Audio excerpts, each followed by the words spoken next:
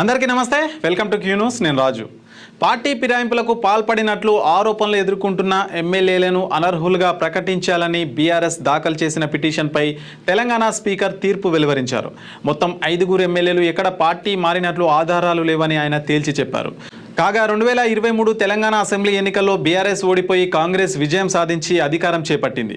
దీంతో 10 మంది బీఆర్ఎస్ ఎమ్మెల్యేలు కాంగ్రెస్లో చేరడంతో స్పీకర్కు ఆ పార్టీ ఫిర్యాదు చేసింది. బీఆర్ఎస్ ఎమ్మెల్యే పార్టీ ఫిరాయింపుల కేసులో తెలంగాణ అసెంబ్లీ స్పీకర్ గడ్డం ప్రసాద్ కుమార్ డిసెంబర్ 17న తీర్పు వెలువరించారు. 5 ఎమ్మెల్యేలపై పార్టీ ఫిరాయింపుల ఆరోపణలను స్పీకర్ తోసిపుచ్చారు. వారు పార్టీ ఫిరాయించినట్లు ఎక్కడ ఆధారాలు లేవని స్పష్టం చేశారు. ఆరోపణలు ఎదుర్కొంటున్న ఎమ్మెల్యేలు ప్రకాష్ గౌడ్, గూడెం మైపాల్ రెడ్డి, అరికపుడి గాంధీ, బల్ల కృష్ణమోహన్ రెడ్డి, తెల్లం వెంకట్రావులు ఫిరాయింపులకు పాల్పడలేదని తేల్చి చెప్పారు. బీఆర్ఎస్ వాదనతో ఏకీభవించని స్పీకర్ 5 ఎమ్మెల్యేలపై అనర్హత వేటు వేయడానికి నిరాకరించారు. పార్టీ ఫిరాయింపులు ఎమ్మెల్యేల విషయంలో 4 నెలల్లోగా నిర్ణయం తీసుకోవాలని సుప్రీంకోర్టు గడువు విధించిన నేపథ్యంలో స్పీకర్ తీర్పు వెలువరించారు. 2023 తెలంగాణ ఎన్నికల్లో బీఆర్ఎస్ పార్టీ నుంచి విజయం సాధించిన 10 మంది ఎమ్మెల్యేలు తర్వాత అధికార కాంగ్రెస్ పార్టీలో చేరారు.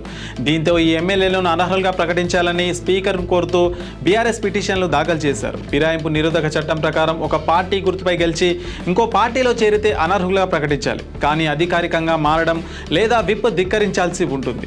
ఈ 5 ఎమ్మెల్యేలు తాము పార్టీ మారలేదని మర్యాదపూర్వకంగా సీఎంను కలిశామని స్పీకర్ వద్ద వివరణ ఇచ్చారు. మిగతా 5 దానం నాగేందర్, కడియం శ్రీహరి, పోచారం శ్రీనివాసరెడ్డి, కాలే యాదయ్య, సంజయ్ కుమార్ల అనర్హత పిటిషన్లపై విచారణ జరిగింది.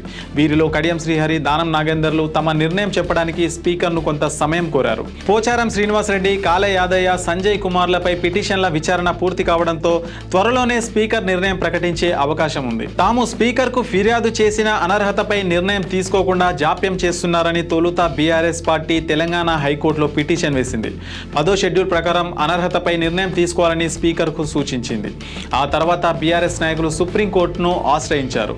దీనిపై విచారణ చేపట్టిన సర్వోన్నత న్యాయస్థానం 3 నెలల్లోగా నిర్ణయం తీసుకోవాలని జూలై 2025న ఆదేశించింది. అక్టోబర్ 31తో 3 నెలల గడువు పూర్తి కావడంతో గ్రాస్ కంటెంప్ట్ అంటూ సుప్రీంకోర్టు హెచ్చరించింది.